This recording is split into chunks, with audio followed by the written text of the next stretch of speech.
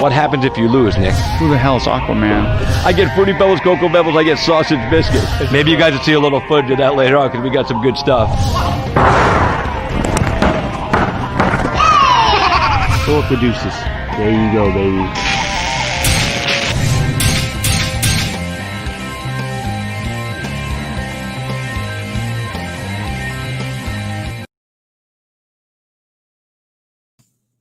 Hey, what's going on, boys and girls? Good afternoon. Welcome to Cage Side with Christopher James. I'm Christopher James. We are live today at the Cage Side with Christopher James Studios, and today's show is brought to you by our friends at Just Heart Apparel, Legacy over Ego. Just Heart Apparel and Just Heart Apparel East Coast. Check them out. They do great work. Andrew, Sam's, and the crew over there. We got a good show today, man. We're going to have Max Griffin joining us here momentarily. He was running a little late. He had to do some recovery stuff at the gym. And while we are waiting, we are going to talk about some female fighters. First up, today it was announced that,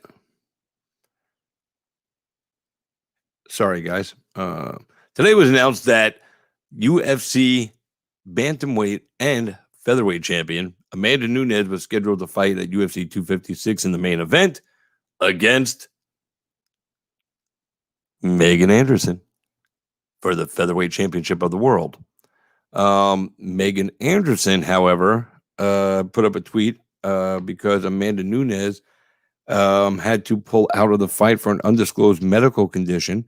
Not sure what that condition is, but it's a legit medical problem, and Megan wished her the best, so the fight is canceled. It's going to be rescheduled at a later date, is what I'm being told. So Amanda Nunes will not be fighting at the end of the year. She just had her and her girlfriend just welcomed the baby into the world into September, Nina Ansaroff. So they are doing that, but there's a medical condition, a problem with Amanda. She will not be fighting at UFC 256. Her teammate, however, Kayla Harrison, also at American Top Team in Coconut Creek, Florida. She is the reigning PFL lightweight women's champion, $1 million winner. She is going to be fighting November 20th for Invicta FC at Invicta 43. She'll be taking on Courtney King in a featherweight fight, not a lightweight fight, a featherweight fight. And it's kind of interesting. PFL has been very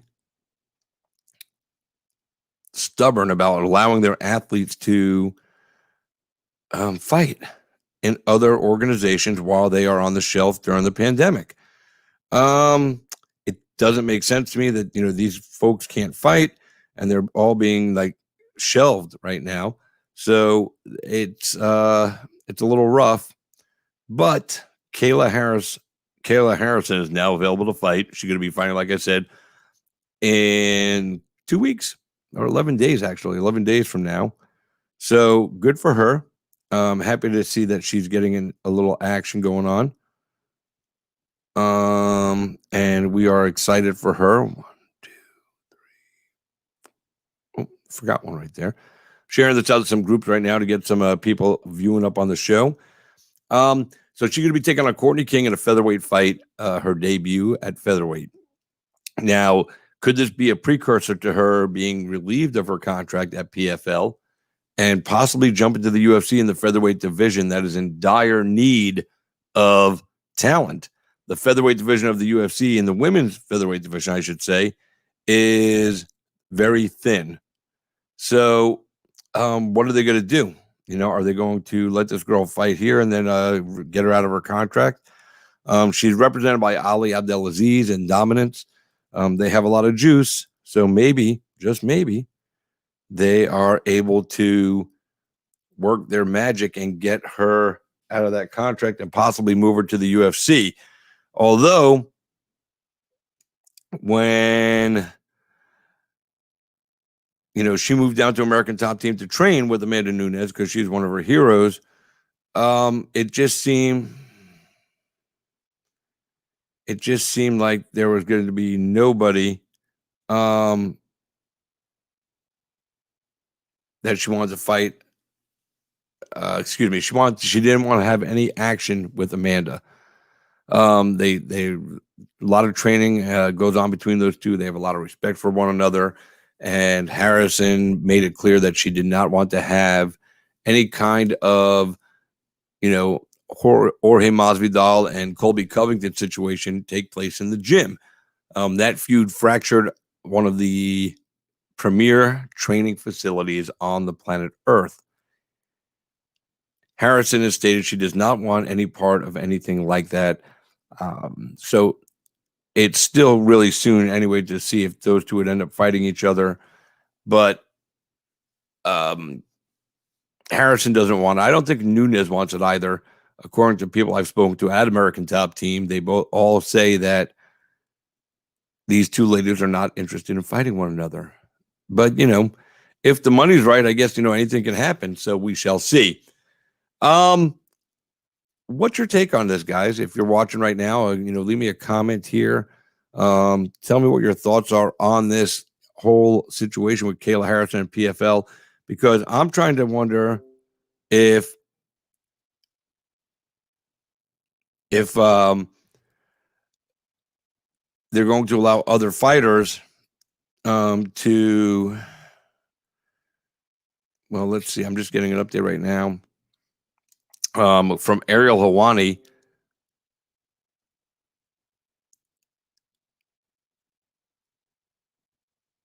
Says PFL is allowing its fighters to seek fights outside the promotion since they are on a hiatus till next year, sources say. However, UFC and Bellator are not options for them. First round management Malky Kawa said to Ariel that he is seeking fights for clients Brendan Loughnane and Justin Willis.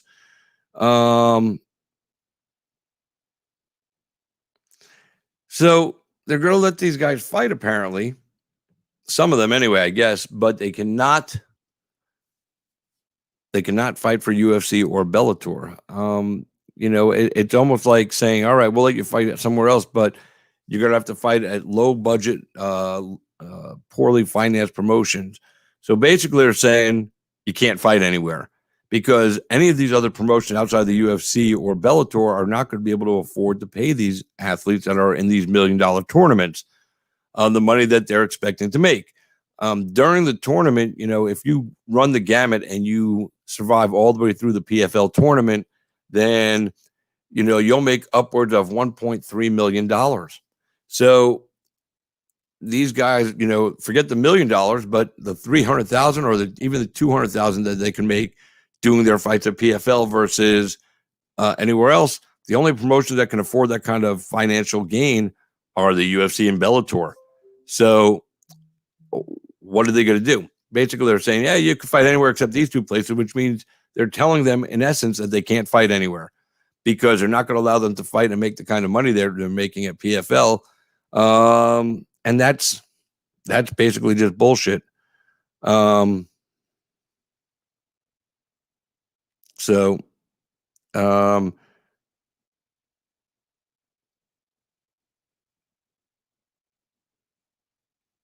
It's just, it's crap. It's like saying, yeah, we can do it, but you can't. So I don't know. I just don't know, man. It's a crazy situation. So Kayla can fight, and Invicta doesn't have a lot of money either. Now they do get, backdoor financed by the UFC, to a degree. And I don't know how much money they're going to pay Kayla Harrison, but it's certainly not going to be PFL money. And, this girl wants to fight. So let her fight. She made $1 million. She made, like $1.3 million last year in the tournament. So she's not hurting for money, obviously, and she is hurting for competition. She wants to continue to hone her skills. She's still young in this game. So for her, it's a good deal. But for a guy like Lance Palmer, what's he going to do? Fight on some regional show? That's going to pay him, 2-2, maybe 4-4, or 5-5? It's just not right. I'm going to guess Invicta is paying Kayla more than that, but if that money is coming in, I'm guaranteeing she's being funded by the UFC, Shannon Knapp and Invicta. At least, that's my understanding when they have these big high profile names come through.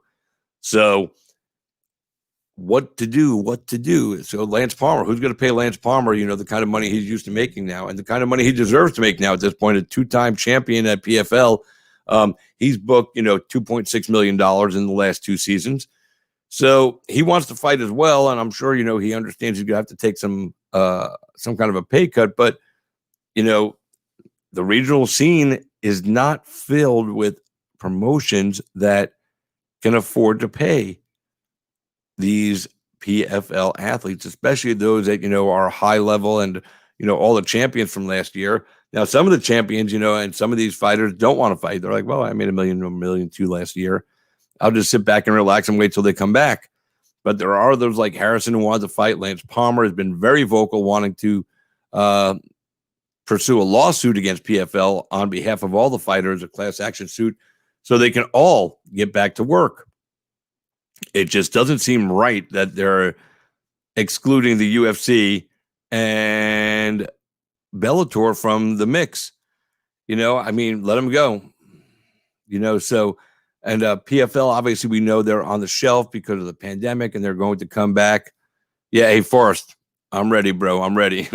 But they are going to come back supposedly in 2021, but their season still won't start till April or May. So we're talking over, a year where a lot of these athletes haven't been able to fight, and that's just not fair to them. This is how they make a living. If they're not fighting, they're not generating revenue, which means they can't take care of their bills and their families. So we shall see. Max Griffin will be joining us momentarily. Like I said, UFC welterweight Max Griffin, who had a fight the other night at UFC on ESPN Plus 40 against Ramiz Brahimaj, excuse me, and punched his ear off his face or elbowed his ear off his head, almost all the way off. So we're going to talk to him about all that. So if you guys got some commentary here on the Amanda Nunes situation, not fighting Megan Anderson at UFC 256.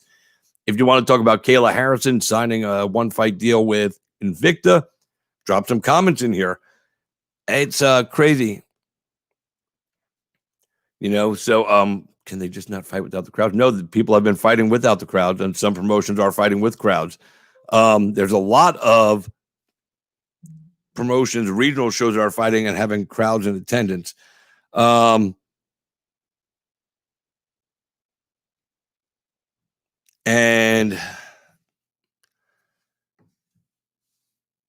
it's cool. I mean, I've been to numerous events since it's all started. I've been Corona tested every time I go to an event, covering bare knuckle fighting or an MMA show. And, they have crowds in attendance, 25 to 40% capacity seems to be the norm right now. And the UFC could do the same thing, but they're choosing to just go at the Apex with no crowds in attendance. If they came back to Florida, they could have, 30% capacity, I believe. Over in Abu Dhabi at Fight Island, the UFC is going to work with no fans in attendance as well. Now, this last show they did with Khabib, they did let some high-ranking members of the Abu Dhabi government attend. And rightfully so. Those people are putting a lot of money into the UFC to help them finance Fight Island and make it a reality and a viable location to continue to put on big fights, especially with international fighters that are going to have trouble getting into the USA right now. So let me check in with Max here. Let me see what we got going on. If you guys got anything else you want to hit up on, any other MMA topic, just drop it here in the comments and we'll discuss it.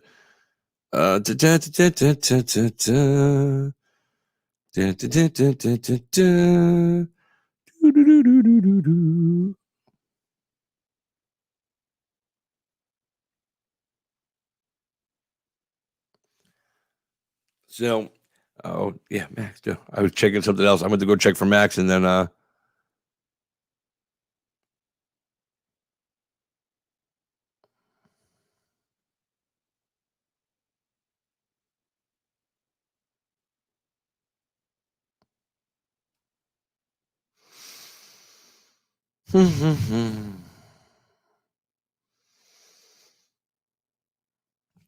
So most countries doing just a 2-week quarantine. Some are, but some aren't. The UK and some other places are still. I mean, you can't go to Canada. I mean, my wife and I were looking to take a trip in January, and as of right now, we can't book our trip to go to Canada, even just to cross into Niagara Falls for the afternoon, because they have travel restrictions. I can't blame them, I guess. Although, like I said, for a virus that has a 99% survival rate, I think the whole world shut down. Initially, it was the right move to make, but now we've seen that more people survive than die. So make it happen. Forrest says, who do I want to see Jan fight next? Adesanya or Glover? It's 100% Glover Teixeira. Israel Adesanya has work to do at the middleweight division. And, with Kevin Holland and Jack Hermanson now fighting at middleweight, since Darren Till had to pull out, this is still a number one contender fight. And if Kevin Holland wins and beats Hermanson, give Kevin Holland a shot. They had some words when Kevin Holland fought last week or 2 weeks ago now, I guess. Adesanya was in attendance because he was there to corner one of his teammates who was fighting on the Contender Series last week. And, they had a little back and forth banter. So those guys would be an exciting matchup. They would definitely hype it up, and it would be deserving of Kevin Holland, who would be 5-0 this year inside the octagon. He's definitely in line for Fighter of the Year. And, him, Shemaev, Fighter of the Year. Giga Chikadze is in line for Fighter of the Year. These guys are all undefeated this year. Shemaev, could go 4-0 after he fights Leon Edwards, which I believe he will. I believe he'll beat Edwards, and he'll beat him handily. I could be wrong, we'll see. But Holland is going to, if he wins this fight, he's 5-0. How do you not give him a title shot? Glover Teixeira should definitely get the title shot. He's 5-0, 6-1 in his last 7, 4 finishes. So, in 2 fights went to decision. He's on a streak right now. He absolutely trumps anything that Adesanya does or has done, should I say, and any claim that Adesanya has to fighting for the light heavyweight championship of the world. Dana White acknowledged that. He said, Glover has a strong case, and I have to, go back and rethink everything now because, a week prior, he said Adesanya's next. This fight at light heavyweight isn't going to happen till March because Jan said he's not coming back till March. He's got a baby coming. He's got Christmas coming. He wants to spend some time. Same thing like Robert Whittaker said. He wants to welcome his new child into the world, and he wants to spend Christmas with his family with no pressure for training. So that's what we're going to see. And, Adesanya, like I said, man, he doesn't deserve to just be elevated to that fight. So that's just my opinion. And, we're just going to wait and see. So, waiting for Max. Come on, Max, man. Damn California traffic.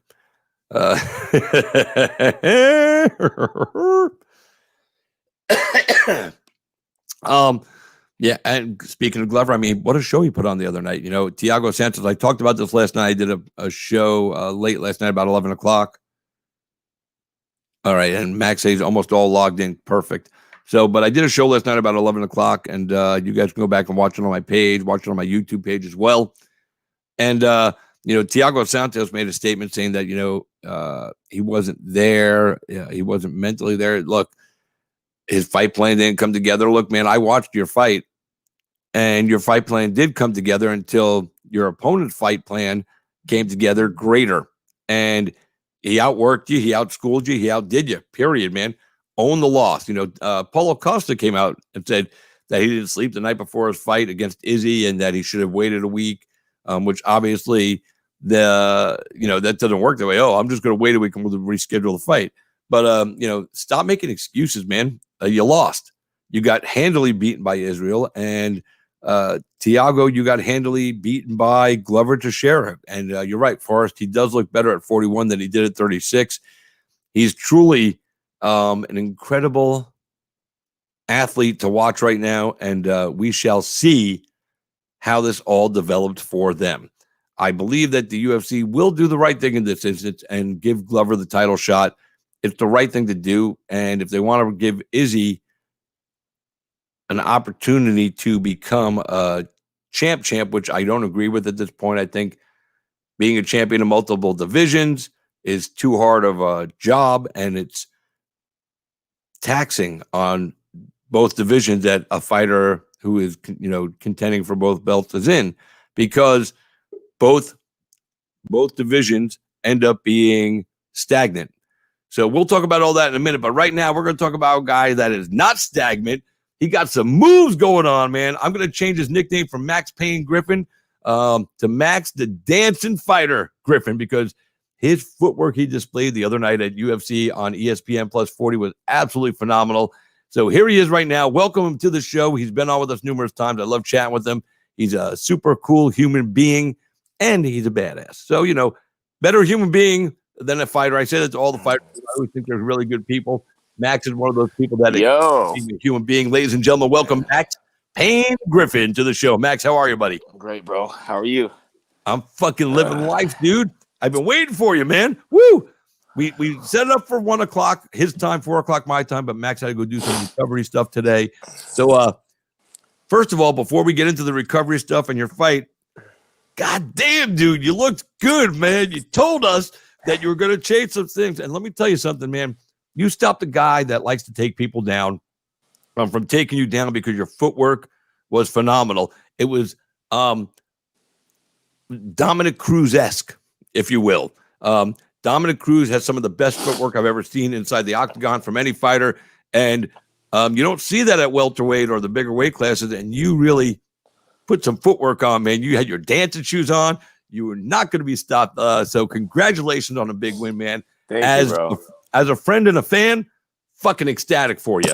As a member of the media, dude, you put on a great show, man. You did exactly what you said you were going to do. But before we get into the whole fight and talking about and breaking it down, what were you doing today? When you messaged me, you said you had to do some recovery stuff. Recovery for what? Because I know you got some stitches. By the way, doing that live video with your stitches was kind of gross. I'm just going to tell you. It's got to show what we really go through. You know what I mean? Let me see here. Yeah, I went to my boy, Massage Messiah. He's one of the best bodywork people at the best place in Sacramento for bodywork. It's massage, but it's like bodywork. I mean, they're playing, hip hop and dance music. There's jerseys on the wall. It's not like a candlelight massage spot. Although that would be nice. They have their place. They have their place, but for me to get my muscles how I need them, to get them activated, to get me all stretched out, I need to, I need to go there. So I did that, and then I tried this new thing. Also, they had a infrared blanket. Oh, that's cool. Infrared blanket from this company. I'm trying to actually work with the company because I want one, and I want to represent. So I'm not going to name drop them until, we get talking. But a cool device. Later than that, after it boosted a bunch of stuff in my body, got my healing process going. Super sweaty. It's like a sauna blanket that's turned on, and it's really good for you. So just did that, and so I'm a few minutes late from this call. Excuse me. Nah, that's all right, bro. I do this with fighters all the time, so I understand that sometimes time constraints cause things. You guys got life to live. Are you still doing any cryotherapy? Yeah, I'm going later today. I had to actually get home and do my headphones. So but you had to have them with you, man. How you not drive around in California with earbuds? Because I was in California and you can't have your phone to your head, and I'm sure your car has Bluetooth, but you got to have the headphones with you. I put it on speaker because I put it on speaker.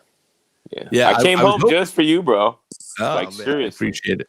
I was hoping you were going to take the braids out and we were going to see that fabulous fro you've been sporting recently, dude, because your fro was on fire, man. Straight fire. I had to take new pictures for them because my fro was rocking, man. It was popping.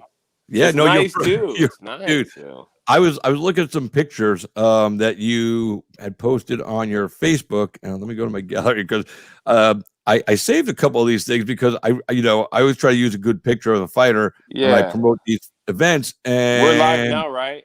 So I could share you, right? What now? Are we live on your Facebook right now? Oh, we're live. We're on Facebook and we're live on my YouTube. So yeah, you can share it all if you want. Let me share it real quick before we keep going. Just so. All right, because this is the picture that I loved from the weigh-ins. Can you see that, Max? Hold on. Let me share this. Okay, go ahead and share it out. He's black screened while he's sharing this out, guys. Stand by. You guys see this picture, though, right? Look at this picture of Max. Just straight up, man. At the way he's throwing a pose, but that afro right there, and actually, I could probably bring it up over here. Hey, Max Griffin shared my video. All right, cool. I just got a notification. Yay. So, all right, let me close this out and then we'll be back. All right. We'll just stand here and wait for you because we could do that. Sweet. Should be good. Hey, guys, you're watching Cage Hour with Christopher James, brought to you by our friends at Just Heart Apparel and Just Heart Apparel East Coast. So, Max, this is the picture I love, dude. Fucking right there. Oh, dude. I love that picture. Like, I've really been working my mental stuff, and for people to say that kind of thing, that they're going to do what they say they're going to do and changing things, you really don't see it too much in the cage. I'm going to do this. I'm going to knock this guy out and do that. I really decided to do it.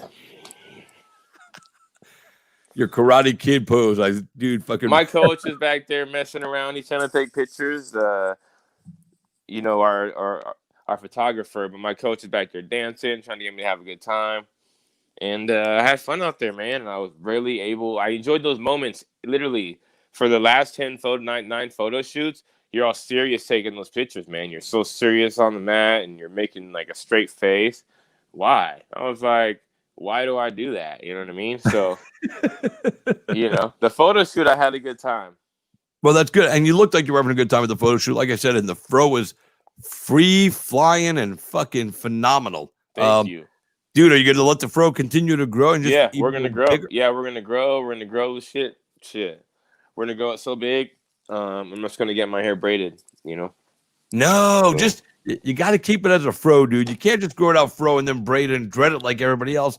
Nobody wears the big old 1970s Mod Squad fro anymore. Look, I either wear the. You be wearing that fro, dude, and it's fucking badass. Thank you, bro. Yeah, I'm not cutting my hair for a long time, so we're gonna have braids or we're gonna have fros. All right, I want to see big fro pictures, dude, all the goddamn time. It gets bigger every day. Every time you get braids, your hair gets longer. So, it pulls it. I think that's a myth, but whatever. I'm not a hair expert, so I don't know. By the way, somebody named Danny Ramirez. What up, Paisa? He said, "That's my guy." Yes, sir. All right, so let's get into the fight here. You took on Ramiz Bramaj last weekend. He came in at 8-2, and you came in at 15-8. You scored the TKO in round 3, 2 minutes and 3 seconds in, and it had to be the most disgusting injury I've ever seen on anybody in my life inside a fight. I mean, I've been ring announcing fights where guys got their legs broke right in front of me, and those are nasty. None of them broke the skin though, so you see those legs that come through the skin or something. Yeah. I probably would have puked, but I'm watching this fight with my wife. My wife's a huge fight fan, and she's sitting there. We're watching, and she's going, "Max is kicking this guy's ass." I'm going, "Yeah, look at him. He's going." And I mean, your footwork looked phenomenal. So even before we get to the injury, man, you delivered exactly what you told us you were going to do. A performance that we, we're going to all enjoy, and that you were going to come out there and you were going to finish a fight. You weren't going to leave it with the judges because you've had too many of those that were close, and you did exactly what you said you were going to do. So from the opening bell, walk us through your mentality as the fight started to develop. Even before the bell, when I walked out, it just felt so normal. And I've been working with my mental coach, Danny, and the biggest thing we're working on is authenticity, is me enjoying this, like controlling my emotions, putting my anxiety in the right place, like it's not nerves. You know what I mean? You feel the nerves, but then, if you know scientifically why, why you have butterflies, your stomach's turning off. That's your body's natural way to, turn off your digestive system. So you're feeling that stomach acid. Hey, that's fight or flight, like mechanics of your body. So if you use those for you're not scared of them, you embrace them. Oh, I'm ready. I'm getting more alert. My palms are getting sweaty. It's good. You could reuse it. They say it's reappraising your emotions and making them for the better. And then really, even I was talking to the doctor when he was doing my Vaseline. He's like, "How you doing, Max?" I'm like, "I'm good. Gonna have some fun real quick." I was enjoying. I was me. I wasn't all stiff and trying to mean mug the cut man and all that. Like, I was me, and I was me, and I fought. What got in there? It took me a little bit time to get like the range and timing. You know, we thought he was going to shoot crazy. We thought he was going to shoot like crazy. All his wins are by submission. So I was really anticipating some shots. But my footwork, I know how my footworks. I've been working it, and it really didn't give him a chance to shoot. I've been working with a lot of guys, and it's all about these angles, man. And I figured he'd be able to, I thought, he'd be trying to go heavy for those. But when I look back on the broadcast, Dominic was saying that he couldn't shoot. he couldn't. And I He know couldn't see you.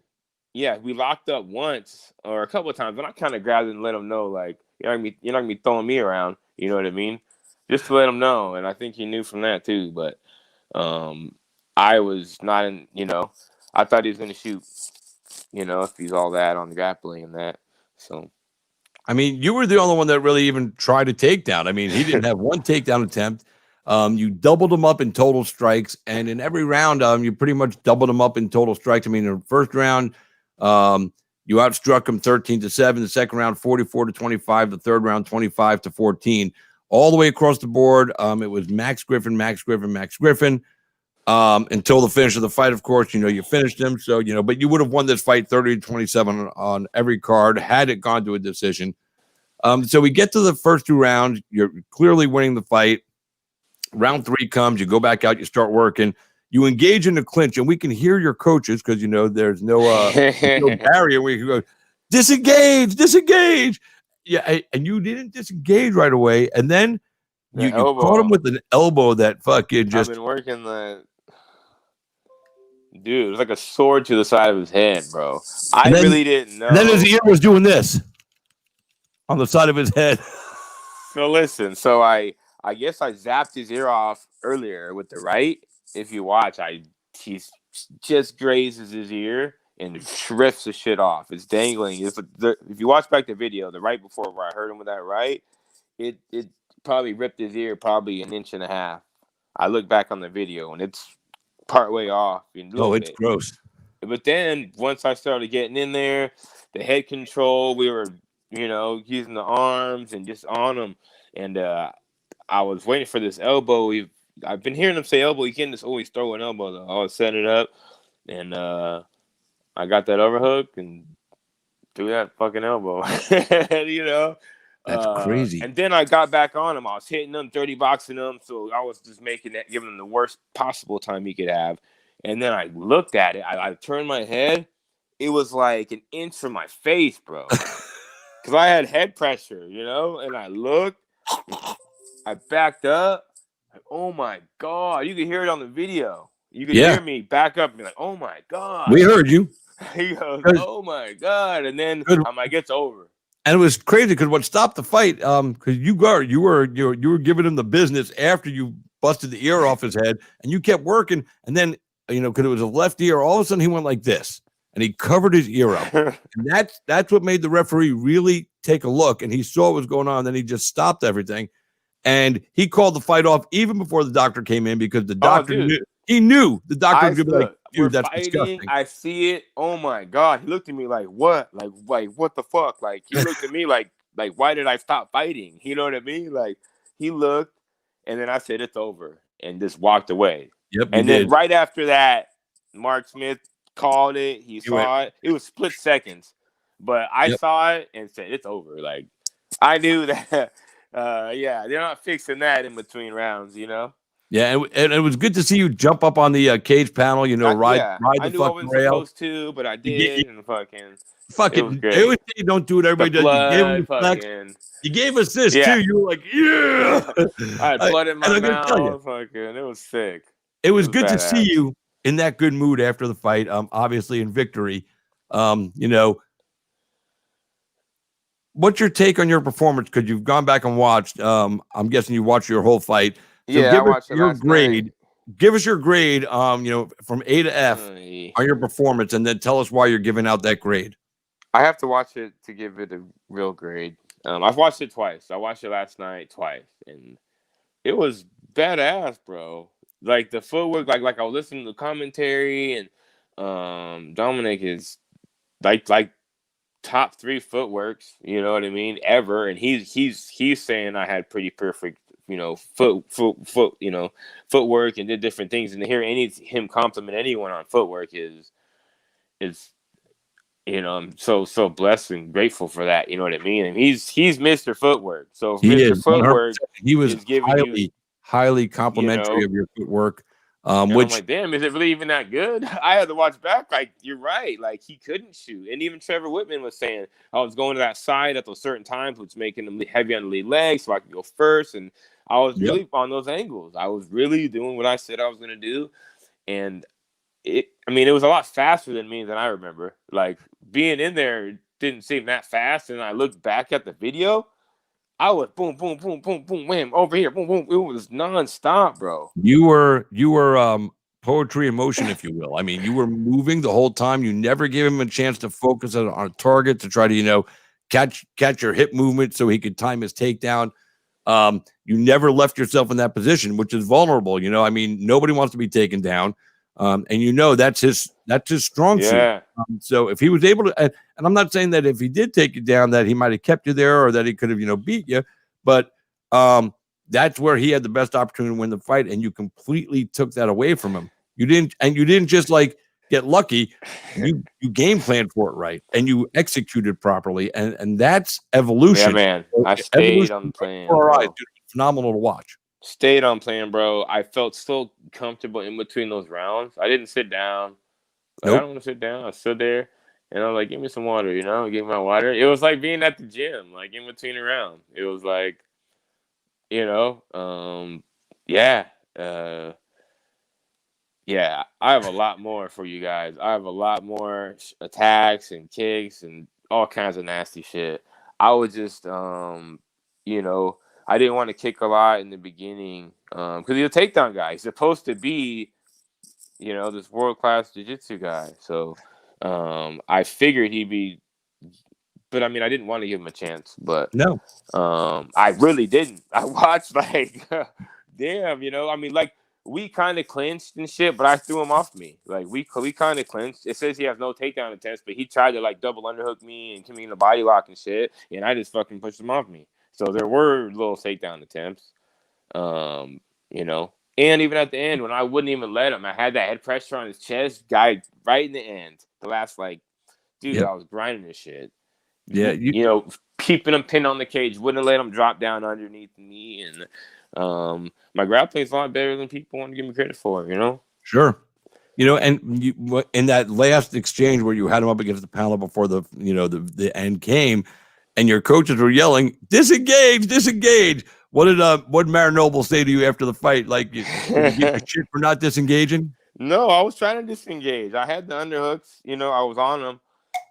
But he was holding my arm on the underhook, you know, so disengaging was kind of difficult. And that's why I said, no, I'm about to hit him with his elbow, you know. And, yeah, I have a really strong clinch, man. I had the underhook. I had that head. I was following him. Yeah, we do training with like no arms and shit, doing all that shit. You know, so it's all like I'm ready, bro. Now, I got a lot more to unload on these guys. Now I'm going to say this, and I know he's not your favorite person to mention, but your elbow that you landed inside reminded me so much of Mike Perry when they call the elbow that Mike throws from deep and close, and he nails that. Yeah. And his buddy Alex Nicholson knocked out a big heavyweight Chris Barnett with the same kind of short elbow inside and just fucking ripped him.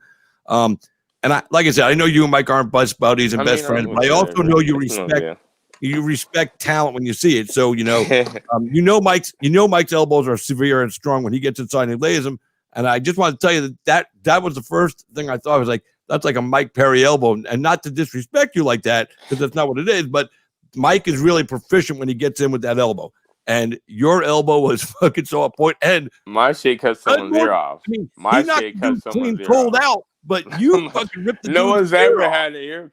No one's ever had a limb or anything like chopped off, like a sword, like bro, like Marinoble and Tim goes, dude. He's like, you know how hard I tell you hit, son? He's like, you hit hard. You do. Know? I ripped his ear off with that punch and then chopped it off with the one. Listen, I'm gonna start bashing these guys. Like I said, it looks like I'm starting to get comfortable in there, but I still wasn't all the way. You know, it took me like the second round to get like kind of warmed up. Like looking back, you know, I was trying to be unstiff and trying to move, but I still looked good. So you did. I'm not mad at that, but I was trying to find the right hand, and like I had a lot more leg stuff to land. I had a lot more kicks to show and do, but I didn't feel it was right in the beginning to launch those against a grappler. You know what I mean? I didn't want to give him any kind of chance to take me down. Not at all. Not at all. You know what I mean? You didn't give him one opportunity to do anything he wanted to do. The only option he had was to stand and try to strike with you, and you outstruck him. Basically 2-1 all the way through the fight.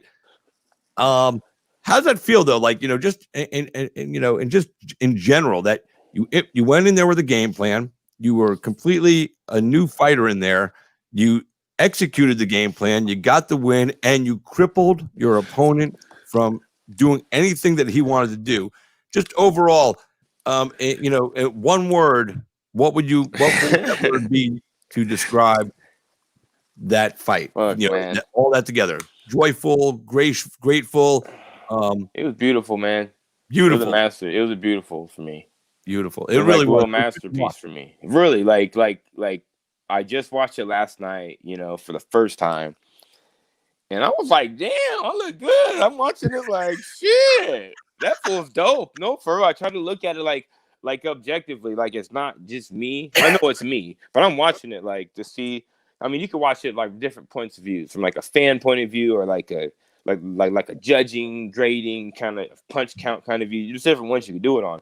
But when I watched it, bro, I was fucking impressed, bro. Like, damn, I was moving quick. Like, for me, it seemed slow. It was like slow. So for me to look back, I'm like, damn, that looked great, dude. And I'm impressed by myself. I mean, I have stuff I want to work on and things. But like I said, when I felt like more of a striker or something, bro, I have all these, dude. I mean, launching these kicks, everything. Yeah, I'm just gonna get better from here, and this is what I'm gonna start doing, like having fun. You know what I mean? But now I'm gonna fight like this, but be better. So all these next guys are just gonna get wasted, and that's what it is. I mean, I don't know. I want to fight the best people, and I feel like me fighting like this, I could beat everybody, bro. Yeah, straight. That's how I feel. Like straight up. So yeah, and you looked how you feel. You felt great. You looked great. You also, you did mention the fact that I've never seen anybody's limb or finger or anything come off, an ear. So that's a first. Also, that night, it was the first time a forearm choke was executed in the octagon earlier in the night or later in the night. A lot of firsts. I was waiting to see if you were going to get a fight night bonus.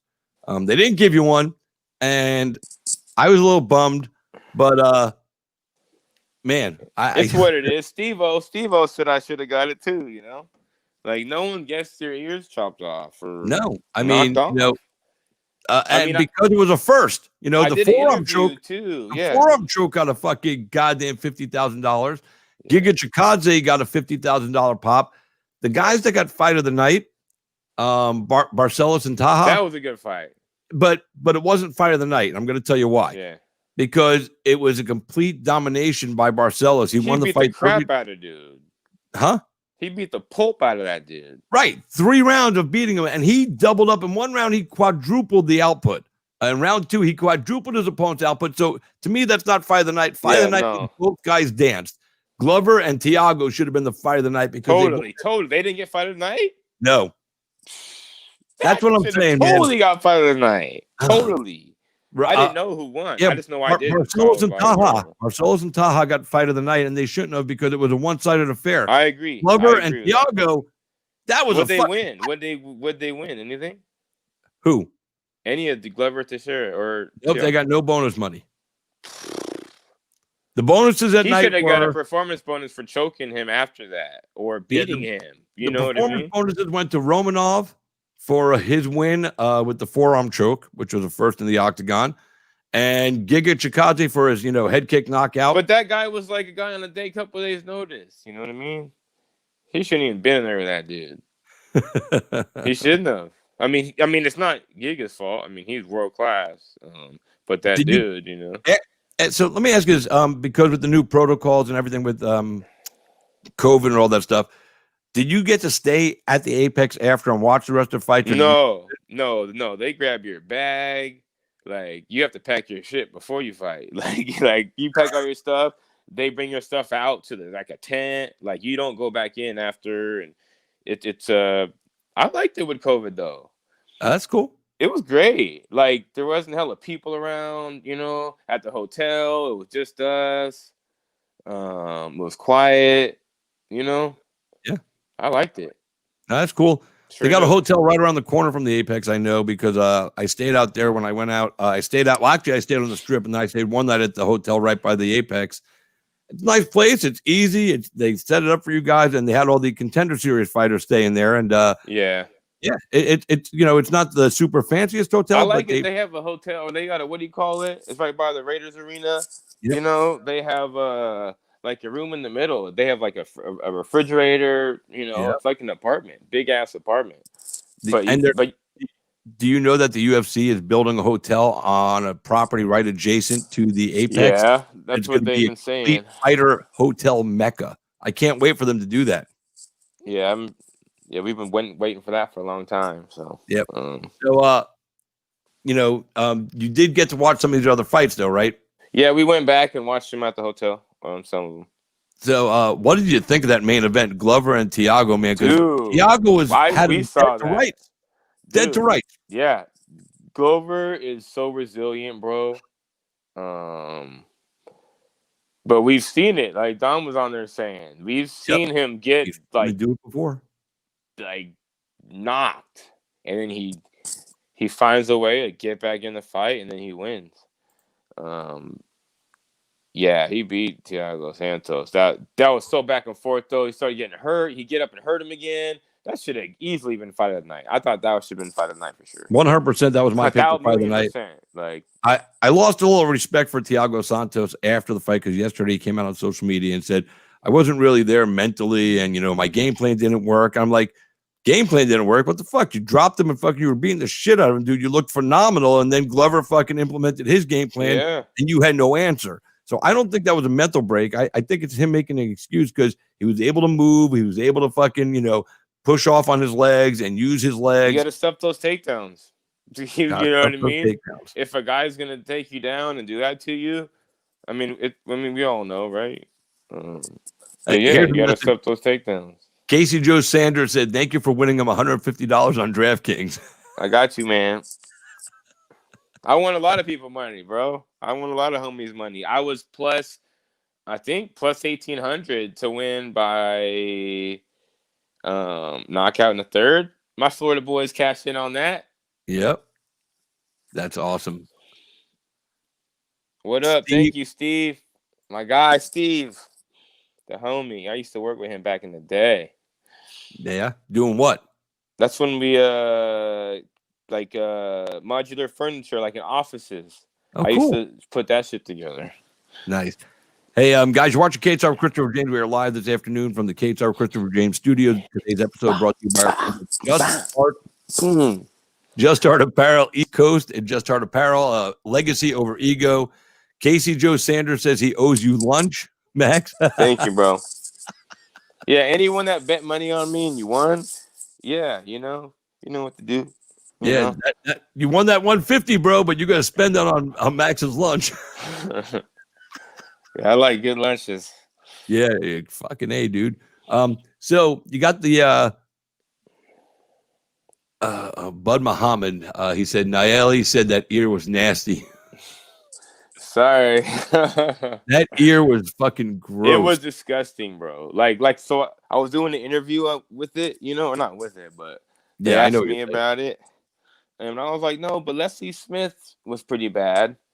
They said, yeah, but it wasn't like that. I was like, what about that guy who's the Kimbo blew up that guy's ear? James Thompson, but that was cauliflower ear just popping. That wasn't what you did. So they said that mine is the number one most gruesome one there's been. I mean, it just happens. It's part of the fight game, It was fucking disgusting. Max bro. Payne it's the thing, man. And I'm gonna start zapping these guys now. Now, if I hit guys this hard when I'm having fun, I'm coming, buddy. Right? I'm coming for you. Yeah. Yeah, let's pull the ear up right there for you guys to see. That's not even the worst one. No, that's a pretty clean picture of it, I but know. You can see that it's off his head, and it's fucking completely disgusting. Ugh. Like, I'm just so grossed out by it. Let me see if I can make it a little bigger. Oh my God, yeah, zoom in on that. Dude. Yeah, it's on World Star, bro. It's disgusting. I mean, that's just so gross. Bro.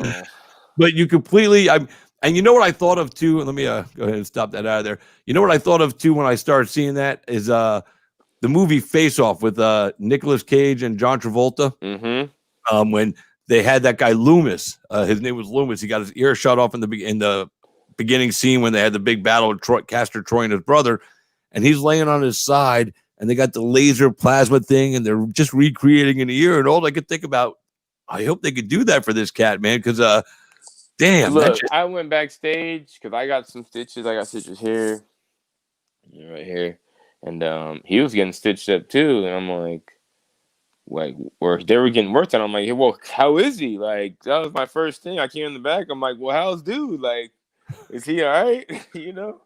And the doctor was like, oh, it's gonna be easy. I'm like, I don't think so, buddy. And every time I see him wrestle night, he had that thing on his ear. I don't know, dude. It looks so bad. It doesn't look so bad. It is very bad. It's hanging on by the skin on the bottom. Yep. Steve Armando said he won $500 for betting on you. He's going to take you and the family to dinner. Oh yeah! See, fuck yeah. Yeah. Feed a fighter. Hashtag feed a fighter. That's right. I'm happy, Steve. We out here, baby. So, in personal news, we talked about it last time you were on the show. You have a baby coming. Yeah, man. So when is this baby due again? February.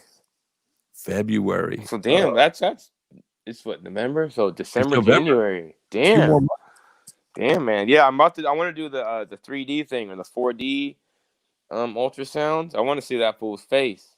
He's been trying to break out. She said this last week. He's been like seriously hitting on that stomach from the inside, like kicking hard. Like he might break out. Did we pick a name? We're still going through them, but he's trying to break out, bro. And what are the choices? What are the name choices you guys are arguing back and forth about? I'm not going to say. I don't know. They're on her phone. They're on this long text. Let's see. So, comment from the crowd: his ear will be fine. The UFC has some great plastic surgeons in the business. For sure. Cool. Steve, your buddy Steve said he needs more than stitches. He should have immediately went for plastic surgery. They said that, like, I wish them the best, but if I cut this full shit off, I gotta ride with this. Like, yeah, I'm like, I have to accept it, and it's what it is. So, who do you want next? I said a couple names. I thought they'd be good. Carlos Conde, it's nothing personal, and Vicente Luque. I like both those guys. I'd like to see the Luque fight. I don't know. I just want to fight some good guys. What about Casey Joe Sanders, the guy who won 150 from betting on you? He said Jeff Neal, Chiesa, or Lee. It'll probably happen one day. I like Jeff. He's good I think people. He's Jeff- fighting with Wonder Boy. Wonder Boy. Jeff's got Wonder He's Boy. got Wonder Boy, and he's gonna beat him. I think that's gonna be. Yeah, I like Jeff a lot. You know, we'll What about probably all fight one day though. what about Chiesa though? I mean, Kiesa's you a know, homie. Kiesa's a homie. You know, yeah, he's a homie. does But that hey, matter? at the end of, I mean, if they offer it, I mean, I gotta take it. But Okay, I'm just we're checking. cool. just checking. We grapple. You know, we train together when he's good people, man. But I mean, like I'm saying, I'm coming, so I'll probably have to fight everybody. You know, Is there anybody that you don't want to fight? And No. when I say don't want to fight, I don't mean like you're afraid of or you don't think you can beat them. Like, I mean, is there anybody that is a homie that you really that's someone that's too homie to fight. right? Yeah, like Anthony, but that's a different weight class. Well, I mean, in your weight class, is there anybody in your weight class that you're too, tight with on a personal level that you just don't want to have to, interject a fight into your guys' lives? Oh, my boy Orion, he just got signed. Kosi. Ryan Kosi, but we're teammates. It's like that wouldn't make sense, you know. Him and his brother. Yeah, are something both like fucking that. killer. Yeah, for sure. No, we'll like train those together when I guys. get back. No, they're good. He has that good one coming up with Dalby. Yep, that's gonna be But fun. yeah, I fight. wouldn't fight that fool. It's like, Yeah, Orion and Lewis, man. I like those guys, man. I like their story. I like that they're they good both people. They're serious too. They're no joke. Oh no. They're no I joke, talked about them after their fight. I talked with their manager, Jason House at Iridium, and I was like, these guys are like so fucking just. Their story is good. Growing up on the Indian reservation, as you know, they're good people, man. And all the stuff they went through, and you could see that they're cool cats, family guys, but they're fucking animals. They're both brutals. They're brutal, yo. Like, yeah, they're great. Yeah, these guys might be the newest version of the Diaz brothers. Only I think these guys are going to go further with their career accolades. I think these guys are actually guys that can both win titles. They're really good. They're really good. They're scary. It's great to have them on the team. They train with. Yeah, no, I can imagine. Good guys, learning with good guys. Some guys make the mistake of being the best guy in their gym, and when you're the best guy in the gym, it's time to change gyms because you got it. You can't be the best guy because you don't learn. So, having good guys around you that can consistently challenge you to evolve. That's what you need in your gym. And I'm glad to see that you made the move and you're doing stuff at American or at Team Alpha Male. I don't know why I said I'm just jumping over there. That's my team. I'm still at Dave Marinoble. Marinoble's kickboxing. I'm still, with Jim Wentz at MMA Gold. So it's like a little like triangle, Yeah, we used to beef. I used to fight their guys on the local scene. But we joined forces. All right. So it's been good. For you. What do you eat after your weigh-ins to celebrate making weight like a professional? We had pizza twice. I had pizza when I got back, and then I went upstairs to hang out with Darren Elkins and those guys, and Danny Castillo, Coach Joey, and he ordered a pizza. So, and I took some pizza back, and I packed at 3 a.m. and had pizza. So I had pizza 3 times, and I'm probably at round table pizza today. So I'm guessing you like pizza. Yeah, I love pizza. I had sushi last night, but I want some pizza. I'm going to Ruth Chris tonight. It's like like the best steakhouse inside. Are you getting that big old tomahawk? I'll get a big tomahawk. Yep. With the scallops? I don't know where that was. That scallop was like fist size. Like a fist. Yeah, dude. That was that looked like a fucking like a 48-ounce tomahawk with fucking 24-ounce scallop sitting on top of that motherfucker. I know. My mouth was watering, bro. I tried to hunt that picture down. I hit up the lady who was in the post, and you don't know me, but where'd you see that picture at? Can you help a brother out? Yeah, bro. It looked like Brazil or somewhere though. It looked somewhere. If that was someplace in the States, would you travel? Yeah. Yes, I would. I swear. Yes, I would. No, listen, I'm going to do a show, bro. I can't say the name of it either because I don't want people to steal it before I take it out. But I'm gonna do. I'm gonna go around and train different states or whatever, or fight or whatever. Probably train so I can eat whatever I want. Yep. And go to their best places and eat, and give my reviews, and I think that'll be sick.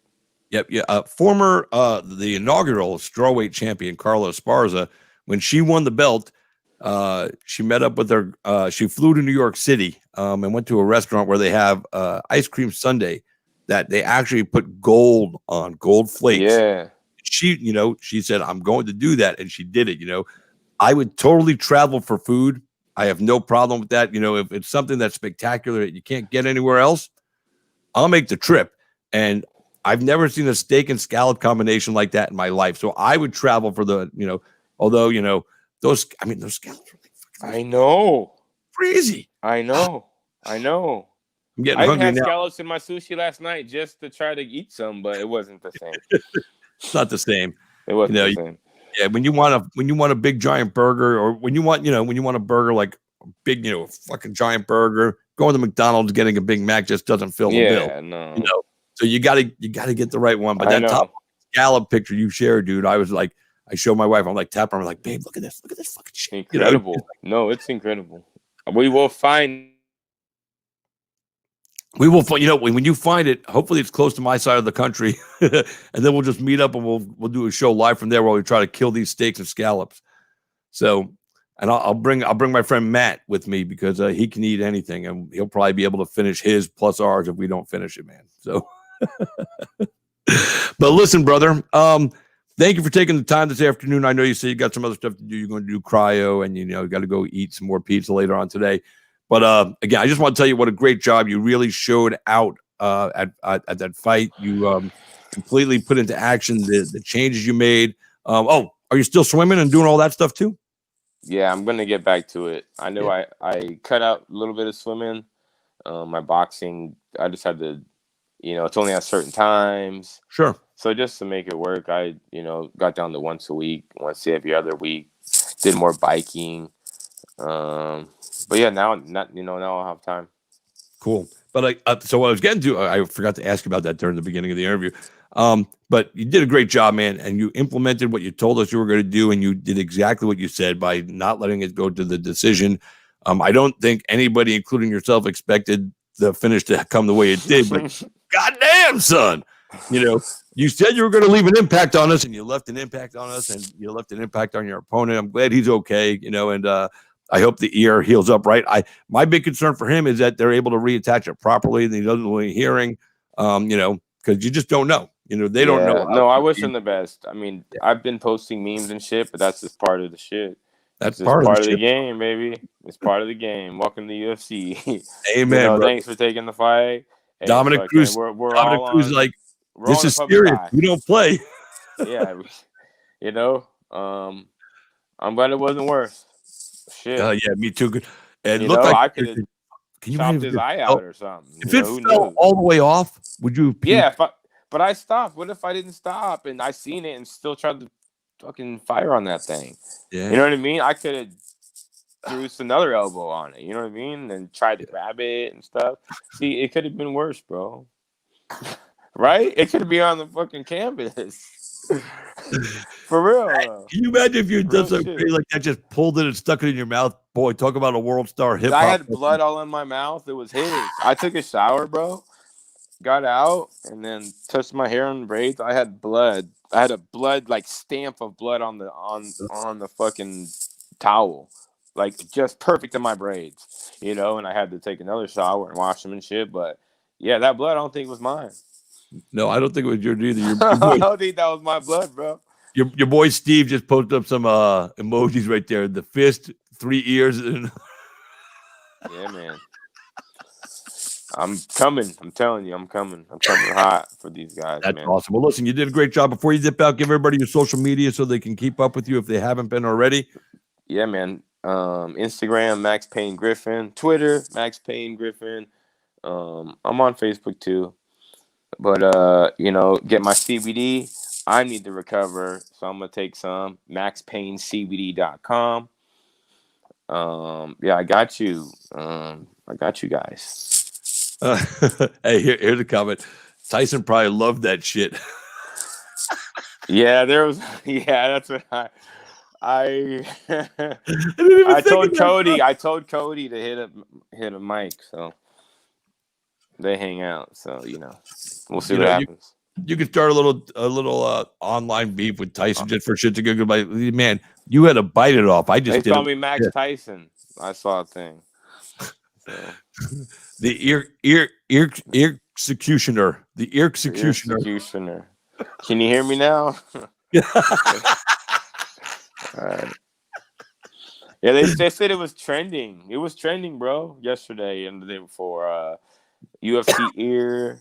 It was trending on Twitter. It was on everything, bro. YouTube. It was. Yahoo. Fucking. I saw it on. My son told me it was on World Star. You know, like what? It's everywhere, man. Jameson Robert just grabbed your line. Can you hear me now? Dude, it's part of the game, bro. You should start making t-shirts like that, right, dude? Max Payne Griffin. Can you hear me now with the bloody ear well, you didn't hear one thing before I go. Okay. I'm gonna get an ear tattoo. I'm gonna tattoo of my ear not my ear, but a tattoo of an ear on my samurai on the sword. On the edge of the sword. It's gonna be sick. That's awesome, dude. Sticking with the t-shirt, dude. You've been trying to, make your way through this. I mean, you're 10 fights in now, which is crazy to think about. You're 10 fights into the octagon. You're 5 years in the UFC. And nobody's really heard you. But that ear thing, you should really make a shirt. Max Payne Griffin. Can you hear me now? And put the fucking ear on the thing, because that will sell. You'll make money off that motherfucker thing, dude. Yeah, okay.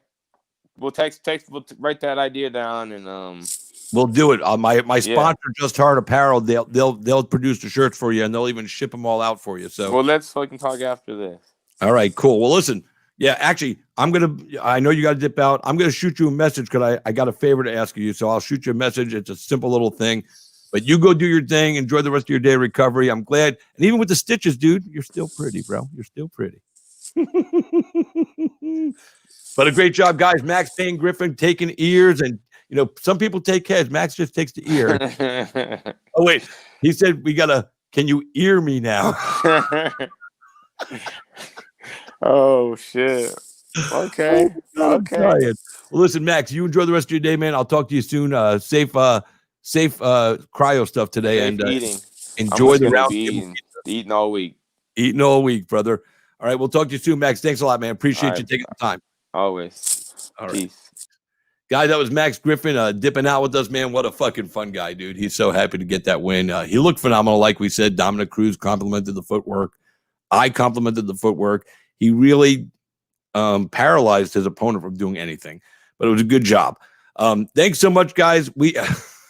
Ear out. These comments fucking are great.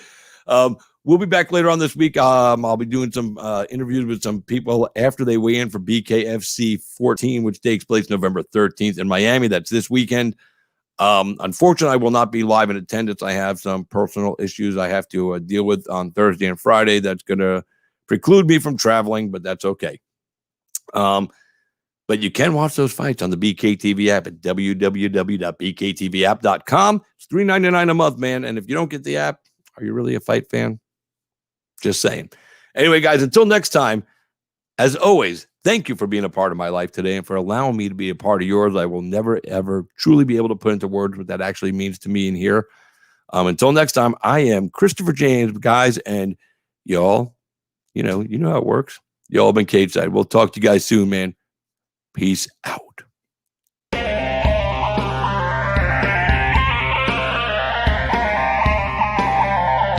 What happens if you lose, Nick? Who the hell is Aquaman?